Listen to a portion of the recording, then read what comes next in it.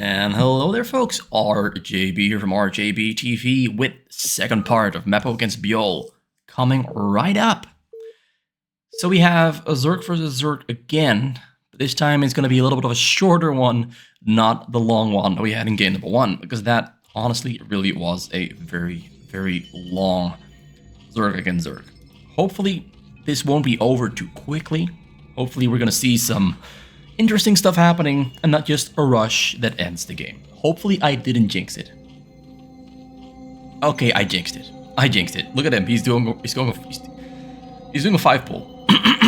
He is doing a 5 pull. So yeah, this might be over quick if Byul goes for a regular pull order. If he goes for a hatchery first, he's dead. If he goes for a pull first, he might have a chance to survive.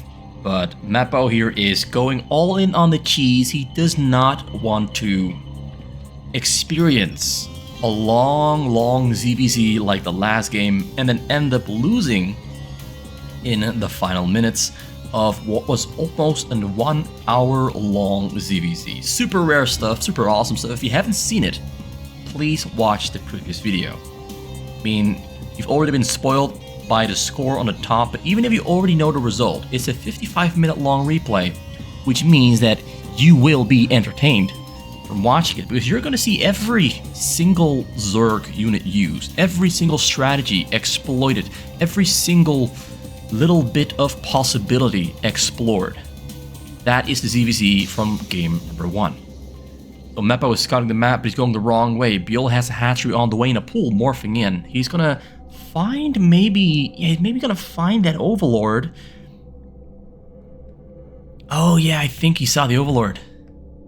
I think he actually saw the Overlord, and that should... He didn't see the Overlord. He did not see the Overlord. Oh god, he doesn't know. He's going the wrong way. He is going the wrong way. This is a disaster. He's going the actual opposite direction of where Byul is on the map, and that is going to cost him a surefire kill. If he had just gone to the bottom side, he would have arrived on time to kill Byul and secure the deal. But now he's going to run into a sunken, which will have finished by the time he arrives, which means he didn't see the Overlord right there on 3 o'clock spawn location. Overlord sees the Zerglings coming in. We've got Zerglings on the way there from Byul. Byul is going to prepare himself very quickly to protect himself against his rush, which is going to fail for sure. There's no way this is going to work. Sunken is finished up. He got in there a little bit too late, killing the Zergs on the top side there, though. Going to try to kill a couple more, getting Sunkens morphing in at the same time as well. Going to protect the Sunkens on the top side, but we've got Sunken morphing in there from Byul. Oh, I'm not sure this is going to work. He's going to have to kill that Sunken while being in the range of another Sunken, while being in the range of Zerglings attacking him. He's going to try his best here, though. He's going to try to fight his way through, calls GG, and that is the fastest ZVZ you'll probably ever see on the channel. Mepo was a ballsy move. It was a ballsy move. He tried hard, but... Oh, wrong one? Tried hard, but if you go the wrong direction, then you are going to lose with a 5 pool rush. You have to kind of find the opponent really early on into the match for it to work, and if you don't find them really early on, you are in for a world of pain. A lot of pain. True pain. That being a quick loss and being behind 2-0. Mepo has a difficult road ahead of him. Byul, though, I think this is like a best of 5, so Byul should have an easy road ahead of him. Or at least, well, not an easy road. It's not easy to beat Mepo, who's here on Zerg. It's not easy to beat him. He's a very strong player. But you're allowed to lose a game at least. Maybe even 2 games, and still have a chance to win. Mepo, I think at the moment, cannot afford to lose a single game. Maybe it is a best of 7. I'm not too sure what the format was. Bottom line being, if you're behind 2 wins, you are in some trouble. It's difficult to come back from a deficit. It doesn't happen often. It's usually like the mental game gets affected, but it's also just the pure nature of probability. You have to win twice in a row against a player who could be stronger than you are. The odds just become worse and worse. Byul starts off with a barracks first, and we have Mepo going for a hatchery in the choke. They selected their races beforehand, so they both know who is who and what is who, and who is what. So, a small little detail I want to highlight here is when you're playing against a Protoss, you want that hatchery somewhere around here. Because then, this is a part of the terrain you cannot walk through. And then you can wall this portion off with Sunkens, and then you have a nice little wall in the front that Zealots cannot walk through. But when you're against a Terran, the Terran can put tanks right here, right across those hills. And if you put your hatchery right here in the front, those tanks can shoot over this wall, hit the Sunkens, and hit the hatchery. So what you would like to do is put the hatchery a little bit further into the back, right here, a little further away so that the tanks can shoot on it from across the hill, and then you can build Sunkens in front of it. So that when the Sunkens go down, the hatchery at least stays alive for a little while longer if you put it more forward. That is why it's a little bit further behind. But against Protoss, you cannot do this. You cannot do this, because Zealots, there's just so much open space on both these sides. Zealots can walk through, hit your drones in the back, and when Zealots get on top of your drones in the back, you're going to cry yourself to sleep, because all of a sudden, you are very far behind on the enemy Protoss. As a Terran, that is not possible. So double hatchery in the back. He might be going for something cheesy yet again, unless he gets a gas very soon. Usually, we see a gas coming out after the hatchery in the front, the pool, and a hatchery here back at home, and then gas. But he goes for 4 hatchery total before getting that extractor in the back. Byul has finished his barracks, getting gas on the top, getting an academy. Triple depot, of course, as well. They're both scouting the map. SVder on the bottom, Marine on the top, and it can fire on this Overlord, but it shouldn't be able to. It's on the high ground. That's an interesting little thing. Apparently, there's something wrong with the texture here on the map. So that's something to keep in mind for myself for the future on this map, that yes, this part here, Overlord is on that, a Marine can hit it. It's not supposed to, but it can. So Byul does not want the Zergling to get into his base. He's hunting it down, gets it, finds it, kills it. And we have no lair on the way here yet, because gas isn't there yet. You can see the lair is going to be a little bit slow. Usually it starts a little bit earlier, but he built another hatchery before the gas. Everything is a little bit slowed down, but he will in return have more drones. So is that trade-off going to be worth it against Byul? Byul is known to be a very strong pusher. He can push really quick with a lot of force and somehow make situations work that you beforehand think is not going to work. There's something in his control that allows him to maximize the Marine Stim Medic combination, where other players seem to be unable to maximize it to the same degree. Now Byul, of course, here does go for a command center and a 4th barracks. Usually we see a factory already coming up, but he delayed the factory on purpose to get more Marines, get Firebats in the mix as well. Zerglings will find this joke and walk through, because Firebats don't have range, they cannot stop those Zerglings. So Zerglings will get into the backside. Marines are in the front though, will kill the Zerglings, so they do not get a lot of information, other than of course, no factory, 5 barracks. Which will give Mepo the opportunity to get his defenses in order, because when you see 5 barracks and no factory, you can for certain say and assume that the barracks build order is there to allow Marines to grow so much in size, such a big number of Marines to stim through that choke point. He wants to stim through the choke point, so Mepo of course just builds more Sunkens. Byul might put the Firebats in the front, medics in the back. Firebats have more health, it takes longer to kill them. If they take fire, the Marines will stay alive for longer and do more damage, plus Firebats with Stim do a lot of damage on Sunkens anyway. So he scans, but what did he scan? I think he scanned the backside. Scanned the backside, saw 1, 2, 3, 4 hatchers in the back, saw a Sunken, a Spire, no Hydralisk Den, which is actually pretty good here for Byul. Marine Medic is very strong against Mutalisks. Goes for a 3rd command center, gets an engineering bay, factory is finished up, getting double starport as well. He is going to stim through that choke point. He doesn't know what's there. He didn't check either. He might wait for a second scan and scan the front and then maybe stim through. Maybe he's just going to stand there in the front and wait. We got a third starport coming up. He might go for triple Valkyrie. Armory on the way. If he gets a control tower on every single starport, it is definitely going to be triple Valkyrie production. He's got one factory for tanks. He's got triple 4 gas on the top, actually. Already on 34 SCVs, but Mepo is on 36 drones. Mepo has drone up very hard, and that's because he delayed the lair, got the extra hatchery. He's been allowed to grow a bigger bank than he otherwise would. Plus, he's not feeling that much pressure from Byul. Scans the front, scouts the front, sees a lot of Marines.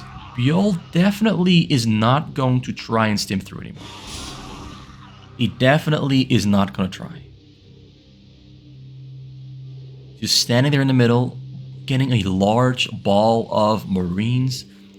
We got double control tower there coming up from Byul. Forgot to get the third one, getting it now. And the Mutalisks actually find the base with nothing inside. There's no Marines. Well, 4 Marines just spawned, but goodbye, they're dead and gone. They're not going to stop the Mutalisks. So Mepo here is going to slow down construction of the science facility, kill some Marines, maybe kill some SCVs. He's not microing at the moment. He's very focused on building back at home. And does end up losing a large ball of those Mutalisks. I think he had about 6 or 7 going in, and 3 of them did stay alive, but losing 4 or 3 of them, I don't know if that's worth it, because he didn't get that much out of it. He slowed down the science facility, killed some SCVs, but barely any, like 4 or maybe 3, killed 5 Marines, so that's not really worth it, in my opinion. Losing 3 Mutalisks over that, not worth it. But, he's switching to a ground army. He did get the Spire, but he saw the triple starport inside of Byul's base, so he did get information. Information from the Mutalisks is very important. He saw the triple Valkyrie, saw the science facility, so he knows what's coming from Byul. Oh, Byul is being very risky. He's trying to stim through. That might not be the smartest choice. Lurkers burrow up, and they do kill a large row of Marines. Byul being over-aggressive. You don't see it too often. Usually Byul is very quick with the response and with limiting the amount of damage he takes, but right there he did lose a large chunk of his Marine ball. Now he does have 5 barracks, so he can rebuild those Marines pretty quickly, but that might actually just turn the tide against him. We do have a large group of Lurkers, the Filers and Zerglings here in the back, waiting to go in with a Dark Swarm. And the push is happening, but not very quickly. He's got double Vessel on the scene, getting 3 more Vessels, and Radiate is finished up as well, getting level 1 attack for Ship, Marine, and his tanks. He's getting every single attack upgrade at the same time, no armor upgrades on the way, getting energy for his Vessels as well. Byul is currently supply block lost an Overlord somewhere, not sure where, but he lost it somewhere. Gets the Filer in the front, gonna throw down another Dark Swarm before it goes down. No, he just lets it die.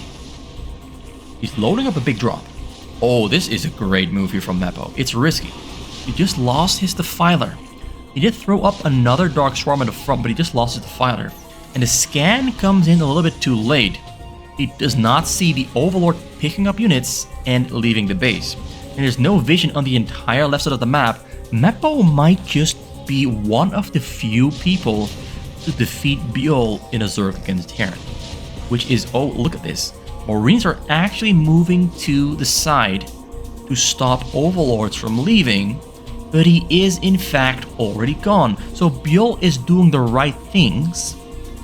He's just a little bit too slow. Goes in for a Vessel Radiate on the Defiler, finds the Defiler in the back. Defiler gonna have to be very quick with the Radiate on with the Dark Swarm. Arrives in the front, gets the Dark Swarm. No, he doesn't have energy for it. Does not have energy for that Dark Swarm, so he goes to the front, unloads inside of Byul's base. Byul has some Marines in the scene, but not enough. He's gonna unload his Lurkers. There should be a Defiler in there. Should be a Defiler in there. Gets close to the SCVs. There's pretty much nothing in the base. This is a nightmare situation for Byul here, losing SCVs. Some SCVs did escape to the side there. 50 are still alive, but a couple of them are going to die. He's target firing on the command center. It's getting repaired, but the Dark Swarm comes down, and that must spell the end of Byul. This is a nightmare situation. All the vessels are returning back home. He's got dropships prepared to put units inside of Mepo's base, but Mepo beat Byul to the punch. Mepo is not targeting the SCVs. They just go down anyway because it's AoE damage, and down goes the command center. He's radiating on the lurkers. He's pulling some SCVs back to the minerals. Not the wisest choice. He did get the Defiler down though. He did kill the Defiler. The scan came down as well. He scanned the choke here, and he's a little bit too late. He's trying to run through. A lot of lurkers under Dark Swarm there in the front. Loses a large chunk of his army. Byul is getting torn apart, but he did get into the base. But inside the base, there should be enough to stop him from progressing. We got Hydralisks, Zerglings, a Defiler, and a lurker here in the base to kill these Marines that snuck through. The tanks at the front went down, and so did the Marines. Byul is completely discombobulated. Byul has been discombobulated. 23 SCVs, lost most of his SCVs. He had like 70. Now down to 23. The economy is dead and gone. He's on 69 supply. Nice number, but oh boy, he just took a beating. He just took a beating. There's not much left. There's not much left. He's building a new command center. He's mining with 24 SCVs. Actually, there's 5 there on the side, so it's even less than that. It's about, I'd say less than 20 that are mining at the moment. Whereas Mepo is on 50 drones. A couple of them on the gas, but most of them on the minerals. He is fine. He's looking strong. He's looking fine. He is exactly on track to win the game. But Byul still has one final radiate inside of him. Gonna try to kill all the drones. He's getting at the fighters while on the way in, finding most of them, but Mepo has Burrow. And a couple vessels do go down.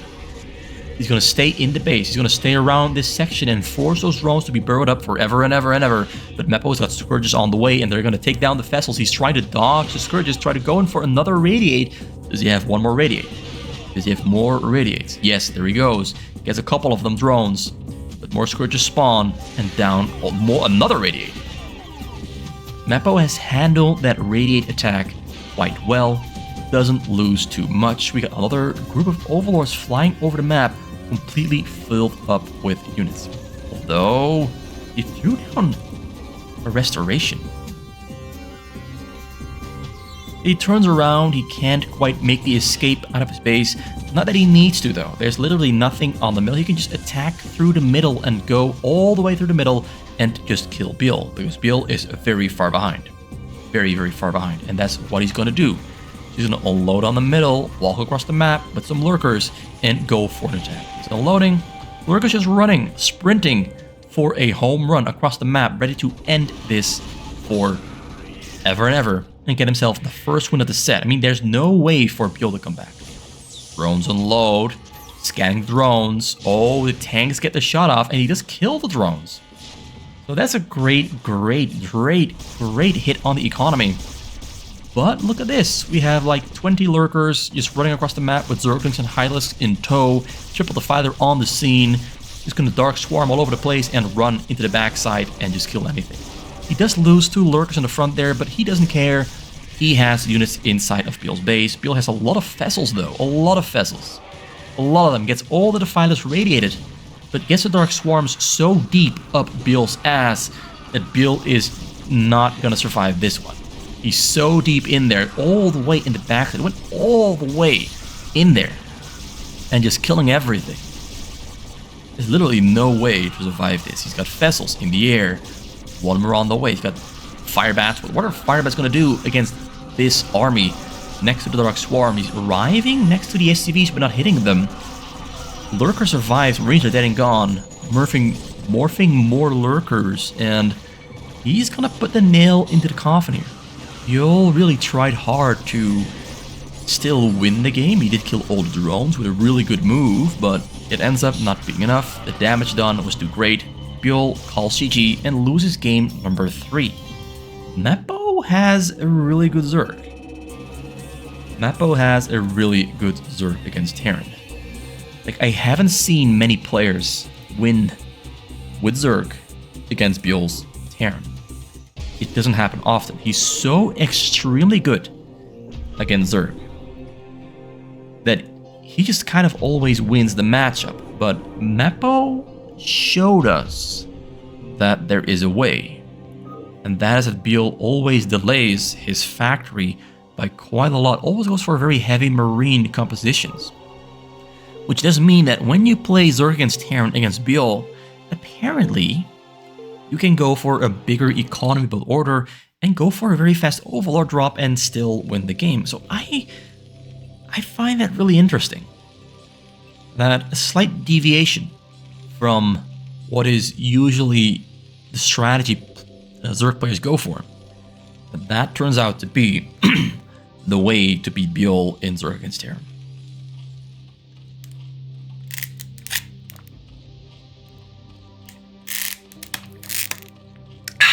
Okay, so we are now in game number 4. Got Byul now on the Zerg, Mepo on the Terran. Mepo has a strong Terran. We've seen him play Terran against Protons a couple times, but we have never seen him play Terran against Zerg. So it's like you can be a good Terran against Protoss player, but you can also be a terrible Terran against Zerg player. I myself am an example of that. My Terran against Zerg is terrible. My Terran against Protoss, I'd say it's a little bit above average. So, is Mepo one of those same people? Is he also one of those players who is good at one matchup for a race but bad at the other one? Or is he all around really good? So far we've seen his Zerg is really good, his Protoss is superb, his Terran is amazing against Protoss. So the chances are high that he is really good against Zerg on Terran. But is Byul going to do the delayed hatchery, or the delayed gas build order? Like hatchery, hatchery, hatchery before the gas? Or is he going to go for one hatchery here in the back, one in the front, and then a gas, without a fourth hatchery? I do know that Byul really likes to go for very fast gas build orders. He likes to go for fast technology, and there's the gas. So we have a difference here between both players. Mepo goes for 4 hatchery gas, Byul 3 hatchery gas.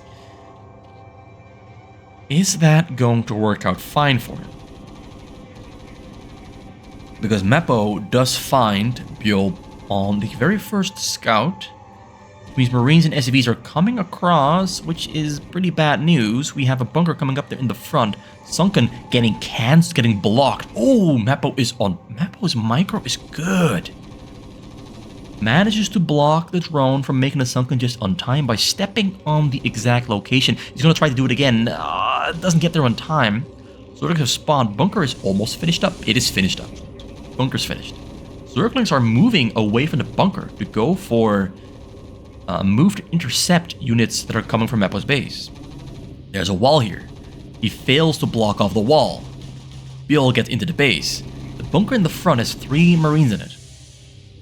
Oh, this is looking pretty ugly for Mepo. So Mepo is disrupting Byul a little bit, but he's forced to pull his Marines back home because there's Zerglings in his base, killing his SCVs and stopping the construction of a factory. Now, Byul did have to spend a lot of money on Zerglings, but the amount of disruption he's dishing out here on Mepo might have just offset the balance back into Byul's favor. Or 2 SCVs in the front can't get back into the base. Has to lift with the barracks, which will allow the Zerglings to get in as well. Ooh, some tough choices Mepo is forced to make here. Getting a second factory. The first factory has been delayed. More Zerglings coming out there from Byul. He's getting a Hydralisk den. He's going for fast Hydralisks. He's going to keep on being annoying with the Zerglings in the front. Zerglings in the back did go down to the Marines eventually. And 19 SCVs against 14 drones. I think if Byul went and droned up here, it would have been better for him than going for the fast Hydralisk den. Getting Hydralisk range, but we have machine shop on the way there for Mepo. We got a Vulture running through on the side. Ooh, gets taken down with the last shot there from a Sunken that just finishes up. Very close call. Getting more drones. He's not yet getting Hydralisks. This is somewhat interesting. I'm not entirely sure what the plan is for Byul. At first when I saw the Hydralisk den, I thought he might try to just go for a fast frontal attack before Siege Mode and Tank were both finished up. Like try to take down the supply depots and supply block Mepo and then break through the front door. But he got another round of drones. He delayed the Hydralisks and got a 4th hatchery. And maybe he's trying to go for a counterattack. Okay, he's gonna try to break through the front after all, but was it a wise choice to delay the Hydralisk this much? Because this tank has siege mode now, and that pretty much party poops all over this move that Byul had in his mind. And he's already adjusting and adapting by getting a 5th hatchery and a lair. The Hydralisks don't have a lot of value. They will keep Mepo contained in his base though. Like Mepo cannot push out. He only has 3 tanks, 7 marines, and a vulture. Byul can keep Mepo contained with these Hydralisks and stop a push from happening. But he also cannot push into Mepo's base. He's getting a tank there on the ledge. Smart move. The Hydralisks are pretty much locked into the middle now. They cannot return home, have to stay in the middle, so sooner or later Mepo will have enough units to move out and kill those Hydralisks. Getting vision from across the hill there, start using the engineering bay. You can also see what I explained in the first game. The hatchery is further away. This tank cannot hit the hatchery. Hatchery will stay safe. Sunks will not. If you had the hatchery right here, the hatchery would take a lot of damage and of course get taken down. So that is exactly why you put the hatchery right here. So Byul gets a 6th hatchery and a 7th one. Getting a spire now as well, 28 drones in total. Mepo has 4 factories, getting 3 more. 2 more. 6 in total. Armory is finished up. He's going to go for Goliaths, I assume, because he's getting Goliath range. Getting level 1 attack as well. Got double command center in the back, 4 gas, 41 SCVs. Mepo is trying to push out, kills an overlord on the high ground, pulls the Hydralisks in, loses 1 tank. So Byul there does get a little bit of disruption done by killing at least a couple of tanks before Mepo can resume the push. Now, Byul does not have a lot of Sunkens in the front. He does have some Hydralisks in the back. Engineering bay are giving a little bit more vision. The tanks behind the hill are protecting him. One more tank goes down. Wait, actually the tank stays alive. The Goliath saved the tank. Will Byul have enough gas to build enough Mutalisks to fight off this army? Oh, he's getting through. The Sunkens have been killed. Mutalisks are not... Spire finished. Mutalisks on the way, but it might be too late. It might just be too late. Already inside the base, the tanks from across the high ground. 1 tank in the front goes down. So Byul once again does slow down Mepo a little bit. It is fun to see these off-meta Zerg strategies. It's an interesting adaptation. Very interesting adaptation that he made. Will it work out for him though? He's got the Mutas in the sky. Got a group of Goliaths on the scene. Goliaths are very strong, but that's a very strong army of Mutas and Hydralisks there on the side. He has a couple tanks, got a bunker in the back. He's going in for the attack. The Hydralisks he has to kill the tanks first, but oh, the Goliaths are so damn strong. But he does kill the tanks. But the Hydralisks go down as well. More Goliaths arrive on the scene. The tank in the backside stays alive for a little bit too long. The Hydralisks got killed. And the Goliaths do fend off those Mutalisks. More Hydralisks are on the way. The tanks from across the hill are gone. He's pushing back the Goliath, but the Goliath micro is pretty good. More Goliaths arrive on the scene. Mutas in the sky are going to go down. The bunker is being an absolute cock blocker. Does go down, but it killed a lot of Hydralisks. And only 2 Mutalisks stay alive. He has 7 factories now. 5 of them are producing Goliaths. 2 of them are producing tanks. He's got level 1 attack finished up. Another fight there happens. Hydralisks are pretty good against Goliaths, but the level 1 attack upgrade on the Goliaths might just not be enough. Tanks in the back there though, sieging up. He's pulling the Hydras to the tanks. Tanks getting shots off, kills 1 Hydra. Another one severely damaged.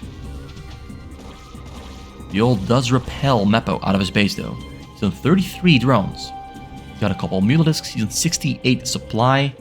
Getting Overlords now for a couple more. Getting another round of Mutalisks joining the party. 2 more hatcheries being built in the back. Getting level 1 attack for ground and getting carapace for air so that the Mulisks survive for a little while longer against those Goliaths. 9 factories now. Getting a starport on the top as well. Starport on the top. I repeat, starport on the top. Has to replace his barracks as well because it went down earlier. Trying to go for a little bit of economic damage, but we have 4 turrets in the backside there. Probably not going to work. Some Goliaths are pulling back to intercept those mutants, and they do return back to their own base, where now an army is pushing through along this hillside, where these tanks across the hill can provide some support against Hylids on the ground. Engineering Bay there is burning. It is within the red zone, so it will die at some point, but it will take a little while before it actually dies. It's not a fast process. About a minute and a half before it goes down. The amount of Hylids is growing pretty large, but so is the amount of tanks and Goliaths. 132 supply there for Mepo. Byul goes in, and I think this might just be it. He just fell behind too much, going for the very fast Hylids that did nothing at all. He just fell behind too much. Goliaths are strong, motherfuckers. Look at them. In level 1 armor as well. Tanks sieging up. Goliath pushing forward. Byul has no hive, no lurkers. He's got nothing to defend himself with. Hylids are spawning right as we speak. They might kill a couple tanks or a couple Goliaths, and they kill actually nothing at all. I thought they would kill something, but nothing at all. Muta spawn, they get killed and sniped. Mepo is on fire. He's target firing, microing, doing everything he can. He's going into overdrive. He wants to show off with style that he is perhaps the better player. And he kills the drones as well. Drones did run to the left side, but they're not safe. They're within range. And Byul calls GG. Mepo wins the game. And that gives him win number 2, which evens up the score. Might we be witnessing a reverse sweep by the hands of Mepo against none other than Byul? Might we be witnessing a reverse sweep? This is a best of 5. I just confirmed it. There's one more game remaining. Going to be a Protoss against Protoss between these 2 players. And yes, it is a best of 5, because otherwise it would be a 6 replay and a 7-1. Score 2-2. This is when a best of set is most exciting. When you go all the way to the final game to see and decide who is the winner. Got a Protoss against Protoss in this final match. Byul here on the olive green Protoss. Mepo on the pink. It is a cross-map situation, which oftentimes makes attacking pretty hard. You have the defender's advantage. When you travel across the map to try and attack, the opponent will have 2 cycles of Zealots or Dragoons finish up.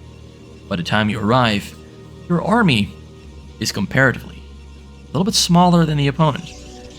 Maybe they can also build and warp in a cannon while you walk from across the map. My prediction for this game is going to be, we aren't going to see shuttle drops. But one of these 2 players might decide not to go for shuttle drops and instead go for an interception strategy, where they focus on defensive Dragoons and robotics for observers, then try to snipe the first shuttle and go for a counterattack, knowing that the opponent went for a shuttle drop, which of course means they were able to produce less units. And that might just open up the opportunity for one of these 2 players to go for a counterattack into a kill, into a win. That could happen. I mean, we have a lot of things that can happen. Protoss against Protoss, you have like 10 different options for build orders that are allowed within the rules. There are some rules that I forgot to mention. You can build 1 cannon in the choke. You can build 1 cannon in the middle. Everywhere else, you can build cannons as much as you want. At your nexus, you can build 50 of them. On the corners, 50, 100, who cares? But in the front, a single one is allowed. That is the golden rule of Korean Protoss against Protoss. 1 cannon in the choke. No turtling. No turtle games. Both players going for Nexus, into Gas, into Triple Gateway. And of course, a Forge should soon be on the way as well. They're scouting the map a little bit late, but at the same time, so perhaps this is the standard. This is the status quo. To go for a late scout when you go for double nexus triple gateway. Mepo is actually damaging that probe with some really good probe micro, doing the shooting shot, but the riding shot, the moving shot, that's it, the moving shot. But he kind of just, ignores the probe. He might try to kill it still, try to block it.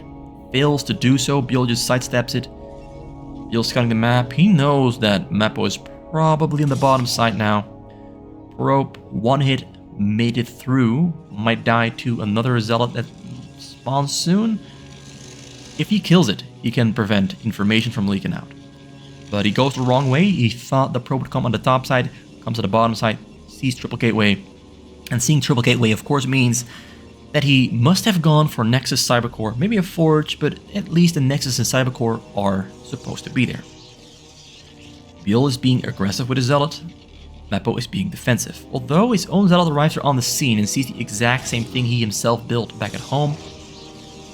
Both players are succeeding in protecting their probes perfectly.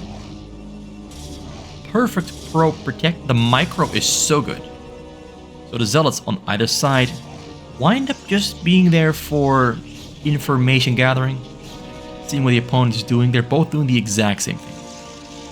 The exact same thing. Although, small correction I gotta make.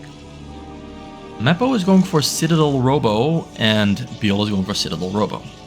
They both have a couple of Dragoons. We have 3 Dragoons from Byul and 2 Dragoons from Mepo. So there is the first difference. We got Dragoon range on the way as well there from Byul, not from Mepo. We got a Citadel of Templar's Archive on the way from Mepo. So now we're seeing the first changes in direction both players are taking. Different pathways. They will, of course, arrive at the same point, but they're getting there in different ways. Although, as I say that, Byul gets his own Templar's Archive, pulls his Dragoons back to the middle.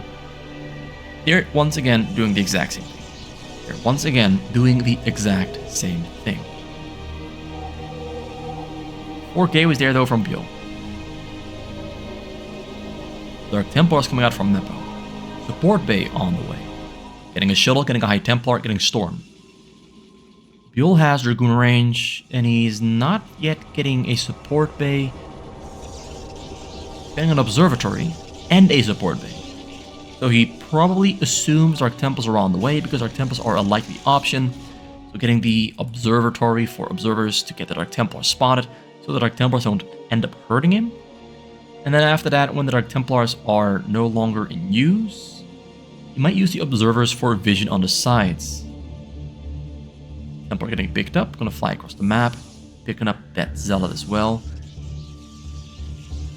So yeah, it is... Byul is going for a drop as well, but going for a delayed drop. His drop is about, I'd say, a minute slower than Mepo, because Byul wanted to have a fighting force first and a drop second.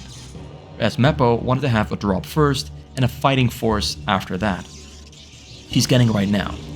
Mepo is right now getting his fighting force. Getting a second shuttle drop as well, whereas Byul still putting his first one. And the Dark Templar there is pushing Byul back to his home base. But the shuttle comes in over the bottom side and Dragoons are in between, ready there to intercept. This is what I was talking about earlier. First you get your defensive force, you try to snipe the shuttle, and then you try to go for a small little counterattack while the other Protoss doesn't have enough units. Dragoons though have to kill the Dark Templar first, and they do stay back at home. There's only going to be a small distraction attack with Zealots, followed up with a shuttle drop. While the Dragoons stay back at home to intercept enemy shuttles flying in. He puts the Observer there on the top.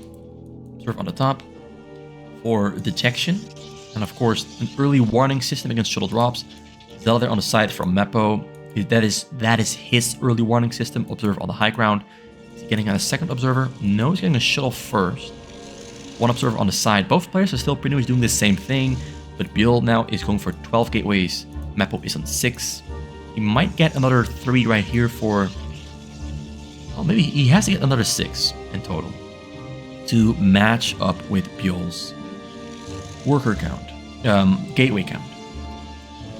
Both players are getting a lot of upgrades, getting speed for shuttle, Zealot, 1 attack, Observer, vision range, hallucination, Dragoon range.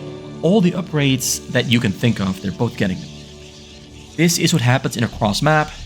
Both players are more or less given the economic freedom to build up really quickly, get all the upgrades, and be somewhat safe from harm, given the condition, of course, that they can protect themselves from shuttle drops, which both players do seem to be capable of.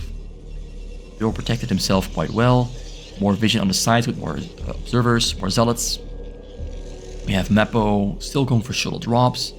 He doesn't have a lot of vision on the side. Observer, they're moving across the map to find observers. So Byul here is clearing out the sides of observers. He's got Dragoons and Observer there to kill observers, but there's no observers on the side to actually get killed. But this does show the caliber of a player Byul is. He's combing out the entire map. Hallucination finished up. Templars in 2 shuttles, 4 fake shuttles. There's no way in hell that Mepo can snipe the right shuttle. There's a chance. Killing all of them, not gonna happen. Finds Hallucinate. Oh, kills 2 Hallucinate at once. The loads of Templars running to safety. Templar storming, Templar hitting. Kills not a lot of them. Actually, that went really well for Mepo. He's on triple Nexus. He has a slightly smaller supply count, but he has, triple Nexus. He's gonna catch up for sure. So that drop was a really good setup there from Byul. Very fast hallucination drop, but Mepo with a great pull, and Byul with only a single storm. The first Templar died too fast. He had no zealots in the shuttles. If he had a zealot, maybe 2 zealots, they would have distracted the cannons, and the first Templar would have been able to storm, but it went down too fast. Mepo coming in over the front side. 2 hallucinated shuttles. He's flying through a sea, an ocean of Dragoons and cannons. And Templar unloads. Templar doesn't get. Templar storms and hits a huge, big, strong storm. Kills a lot of probes. I think he killed about 35. A great feedback there though with the Dark Archon on the defense, but the drop landed. Mepo has the lead, a big lead. He is pretty firmly in the lead. Things are not looking too great for Byul, but a mass attack coming from across the map. Now we gotta look at the upgrades, because upgrades can make or break. One attack, one attack. Upgrades are the same. Armor is on the way for Byul, but comes in with a big force. Both players maxed out. Actually, Byul has 32 less probes. So his army has 15 more Dragoons or Zealots. So his army is really, really strong compared to Mepo, who has more probes yet, but less army. And a shuttle drop in the sky as well, sneaking through. Dragoons are still on the side. Can he snipe the right one? Gets the wrong one. Feedback, but there's 4 High Templars. Hits everything. Down to 37, hits even more of them. Down to 33. Got his army in the front. Byul is suddenly in the lead. The hallucinated shuttles have done the trick. He managed to unload 4 Templars, and there's only 1 Dark Archon, which can only use feedback twice, not 4 times.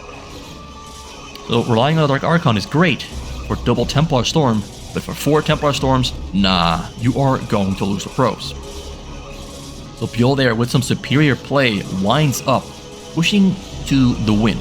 Though Mepo is not surviving, I guess. He's dying. Yeah, he's dying. He has a lot of units, but not enough. Another drop comes in there over the front door. Can he snipe the shuttles with only 2 Dragoons? No, he cannot. Starts unloading there on the scene. Does he have feedback? No feedbacks there. Dark Archon has no energy. Storming on the scene. Loses a lot of probes. Down to 0 probes. Loses the game.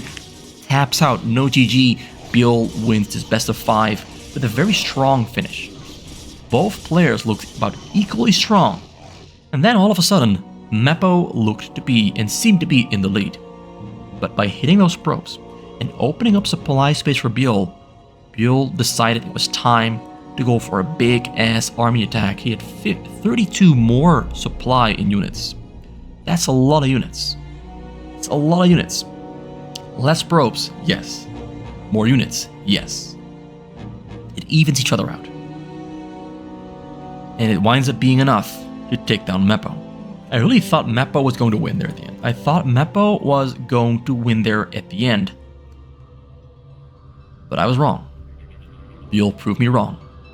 And takes home the victory. In his best of 5. Thank you for watching. RGB for RGB TV. Please do return for the next video. See you soon.